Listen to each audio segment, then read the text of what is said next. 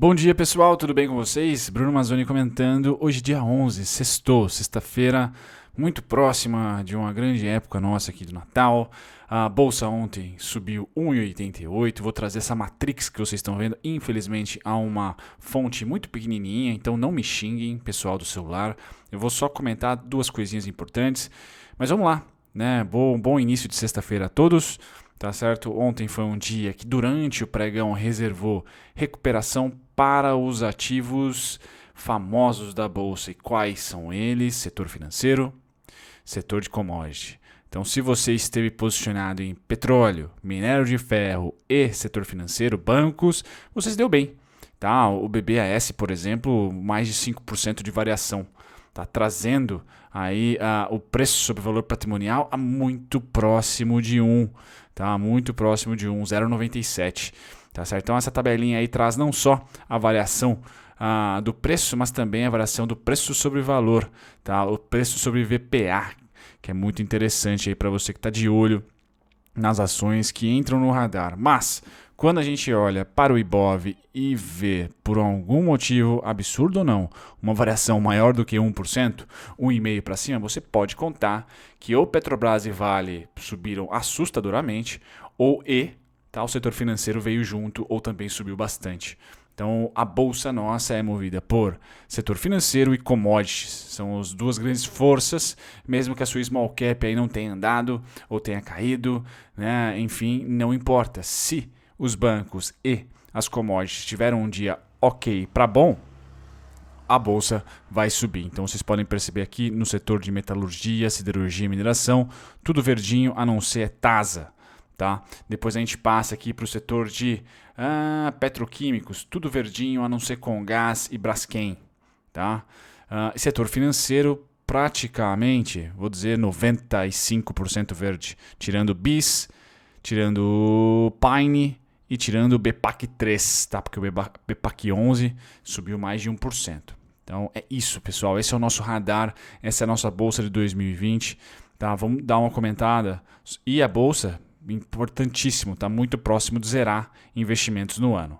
Está muito próximo de zerar investimentos no ano. 0,45, tá? É a variação dela no ano. Então você que investiu lá no dia 1 de janeiro, dia 2, 3, está vendo aí no índice, né, de maneira, o seu benchmark ter uma rentabilidade neutra.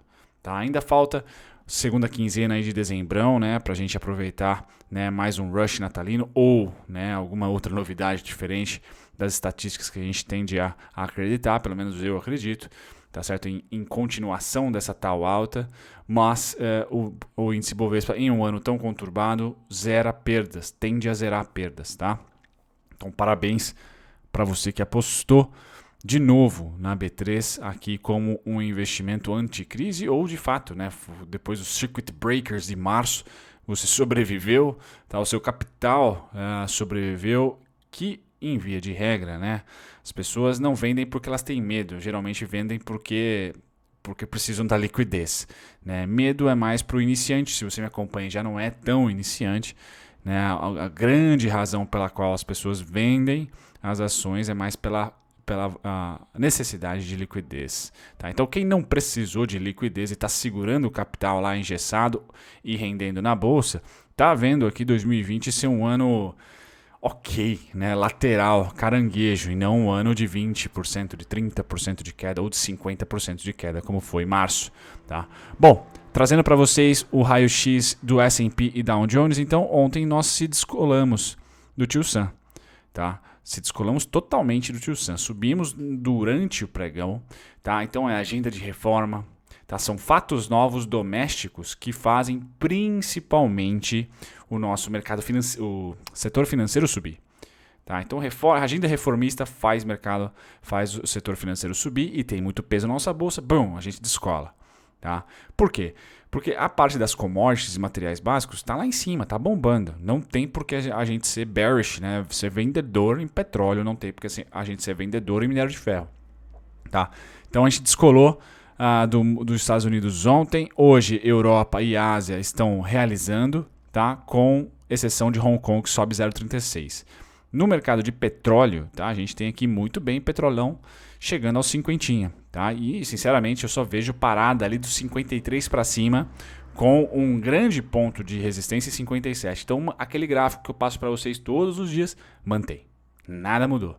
Né? Pode ser que ele suba de escadinha, pode ser que ele suba igual um foguete, tá? Pode ser que ele venha retrair até os 44,900, até os 42,80. Porém, tanto 44 como 42 é suportaço, então é só mais uma oportunidade para continuar surfando a alta, que na minha opinião deve ter um ponto final, pelo menos com um pullback, com pullbacks pequenos até lá, mas quando tocar no 57 deve ter ali algum movimento mais forte de baixa, de realização.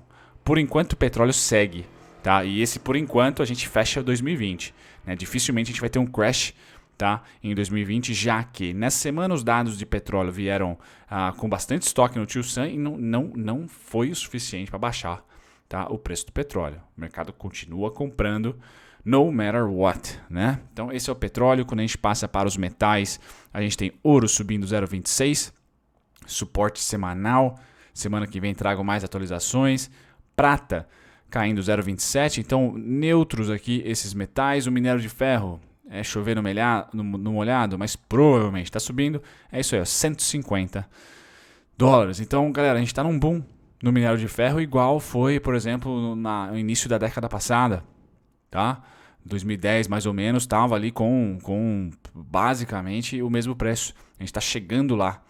Então, se o minério de ferro já chegou, o petróleo se recupera, a gente começa a ter ali um pouco das condições que nós tínhamos ao pós-2008, ao durante 2008, que fez ali, por exemplo, o presidente da época falar que era uma marolinha. Tá? Nesse caso, a única diferença é que a gente não deve ter, pelo menos a priori, uma China crescendo a 2 dígitos. Se crescer 2 dígitos, é o mesmo ciclo econômico que isso foi surfado há um tempo atrás, agora tá com os mesmos fundamentos aí, tirando o petróleo. Tá? Minério de ferro e consumo chinês alavancam bastante, isso proteína animal, minério de ferro, estão muito parecidos e até melhor no caso de proteína animal, consumo dos chineses, né? Agora, petróleo não, petróleo estava a $120, agora está 50. Então tem uma diferença boa aí de 1 a 2 décadas para trás, tá? 1 década e meia para trás. Bom, passado aqui dos metais, a gente vem para o setor agrícola, tá? Com destaque aqui para o café subindo 3,42%, algodão subindo 1,66%, soja neutro, trigo 0,29% de queda, açúcar volátil aqui caindo 2% e milharal caindo 0,47%. Tá? Proteínas animais, deixa eu dar um zoom para vocês, temos o que aqui de bom? Então bem lateral esse mercado, tá? Futuros de carne engorda lateralizando no 135, 137, tá? Futuros de suínos 65 também lateral, neutro, tá? E o futuro de carne em pé 0,40 de alta, lateralizando no 105, 110. Todas as três lateralizando na parte de cima do gráfico, na parte superior, né? Na parte das máximas até históricas aí também, pegando o gráfico de 1 década para cá. Então é um momento de aquecimento, sim. No caso de proteína animal, só não de continuação abundante de alta, né? Como por exemplo minério de ferro, que, né, todo dia sobe, o petróleo todo dia se recupera.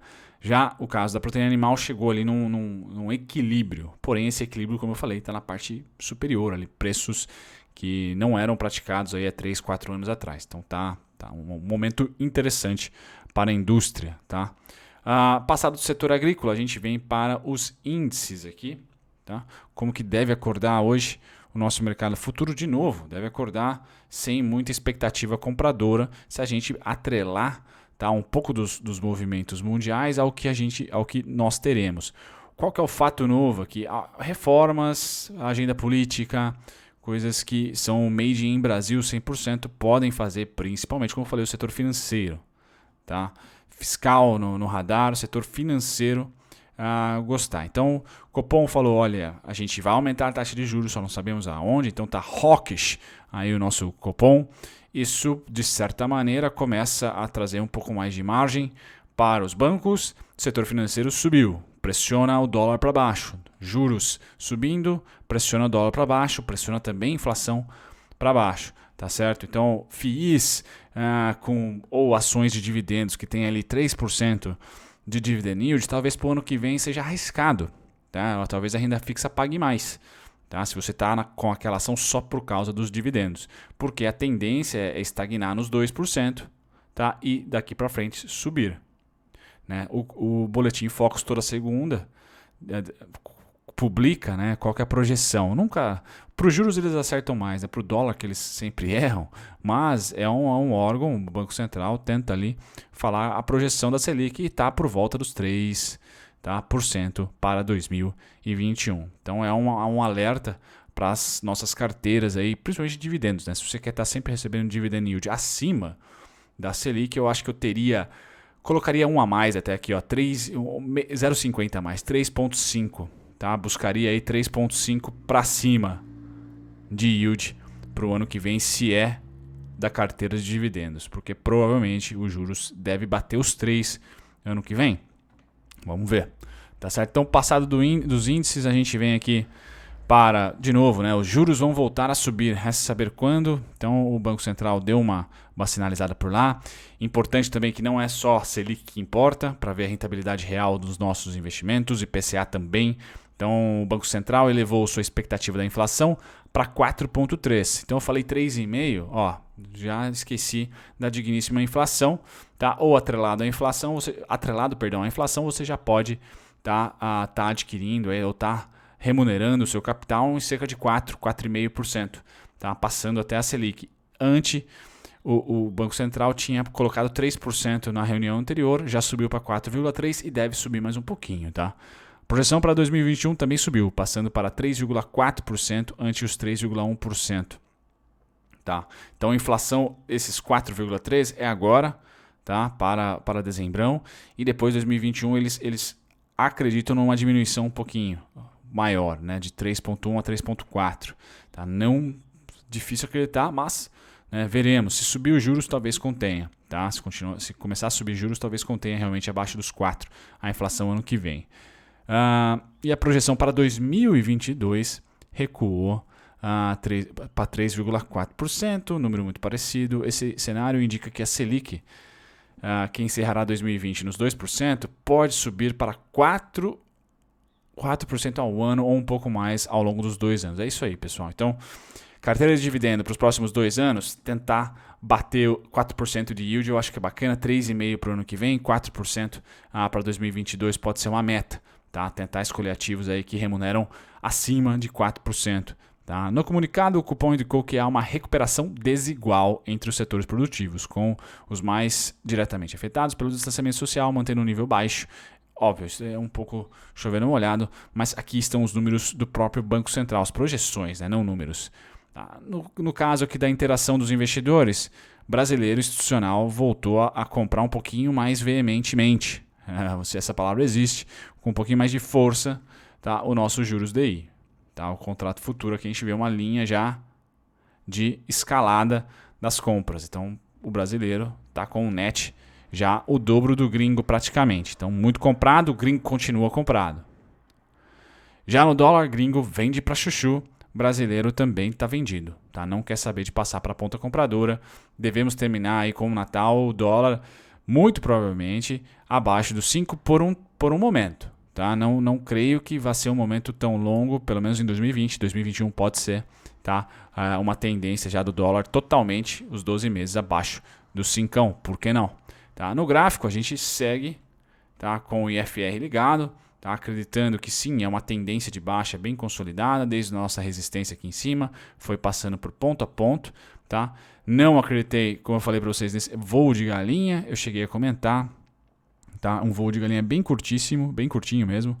Tá? Não chegou aqui a nem... chegou muito próximo de fazer um fluxo já anterior aqui. E eu sigo somente acreditando em topos descendentes e também fundos. Próxima região 4962, que eu venho comentando com vocês. Tá certo? Muda de cenário para mim. Tá? Deixa eu tirar a CLTA que já foi. Muda de cenário para mim quando e somente se, tá, o dólar, a partir de qualquer momento em 2020 ou 2021, conseguir subir não só acima dos 5,138,5, tá? Que é um primeiro ponto agora de resistência, já que o preço está abaixo. e não mais suporte. Mas para ter tendência de alta de novo, tem que subir aqui, ó, 5419 e está bem distante agora. Fechar acima dessa região, que foi a região mais negociada em 2020. Tá? Então aqui para mim é o ponto mais importante do dólar. Dólar abaixo dos 5,41, tendência é de queda. Dólar acima, entra em lateralização e a gente pode de novo tentar desafiar aqui a máxima feita em maio, certo?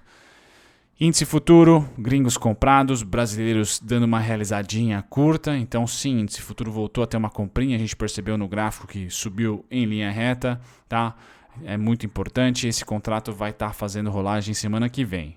Tá? Aqui eu trago o MRV, cria subsidiária para segmento de média renda. Então MRV tentando entrar aí na média renda.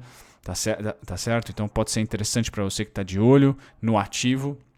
Na primeira fase dos planos, a atuação vai ocorrer principalmente em cidades com menor concorrência, como Belo Horizonte e Campinas. Posteriormente, a Ascensia, tá? Que é a empresa criada, a subsidiária criada, pretende expandir para cidades maiores como São Paulo.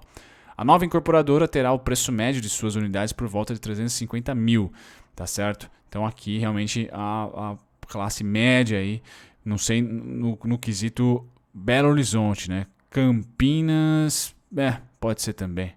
Certo? São Paulo já é tudo muito mais caro, né? Um degrau acima da faixa na qual sempre operou, tá? Que foi a classe baixa ou média baixa, chame como quiser. A notícia é positiva para a empresa no médio e longo prazo, mas esperamos um impacto neutro aqui, o pessoal da Levante. E esse impacto neutro no preço, na análise gráfica, para mim, tem a oscilação máxima, que eu ficaria contente, tá? Aqui, ó. Então, no máximo, a MRV caindo para os 17,89. Tá certo? Seria uma oscilação que eu teria como saudável, né? Um reteste aí dessa tendência de alta bacana que ela está fazendo, tá? Um reteste no topo anterior. Alvos que eu tenho para ela, se ela continuar subindo, tá? Tá aqui na casa dos R$ 24,04, R$ 24,73. São os primeiros alvos, tá? Região de suporte em amarela, tá? Não creio que a MRV vai ter urso suficiente para passar a região amarela. Se caso acontecer, eu trago uma atualização para vocês. Ontem foi o dia dos dividendos, né? Nossa, quantos proventos foram anunciados ontem. Até a Unicasa pagando um dividendo absurdo. Obrigado, pessoal da Grendene lá, que controla dividendos bem bacanas. E a Cyrela vai pagar dividendos, tá certo? A Cyrela, no caso, vai pagar aqui o valor bruto, será de R$ 1,56. Toma, certo? E a partir do dia 16... tá certo? As ações vão ser negociadas Então, parabéns, você que está na Cyrela, uma das principais ações do setor, junto com a Zetec, né? Ela tocou em um suporte lindamente na crise e desde então fez uma super alta com um pullback bem simétrico. Tá? Um pullback bem simétrico aqui.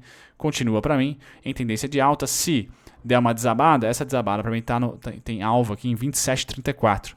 Tá? Depois dos 30, pessoal, não tenho resistência. Tá? Teria que fazer projeções aqui. Então a Cyrela mantém tendência de alta, certo? Médias já começam a ficar não só abaixo do preço, tá? Mas a média de 72 já começa a ficar inclinada, tá? Quando e se a Cyrela tiver esse cenário para 2020, médias inclinadas, tá? E cruzamento, né? A média se inclina, isso é o melhor, tá? Então o cruzamento aconteceu, por enquanto média de 200 está declinada, né? Então, se ela começar a inclinar aí essa também, né? Entramos aqui em uma fase de expansão de preços, tá? Como foi, por exemplo, aqui depois de maio, provavelmente. Não, aqui em dezembro de 2018, tá? Dezembro de 2018 ela começou a andar forte, tá? Então, essa é a Cyrela, tá? Deixa eu tirar os disclaimers aqui. Essa é a Cyrelinha.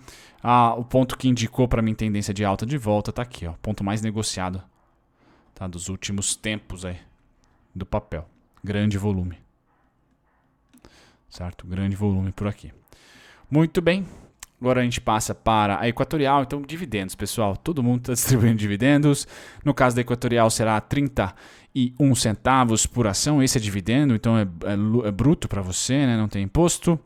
A data ex 20. Tá? Pagamento.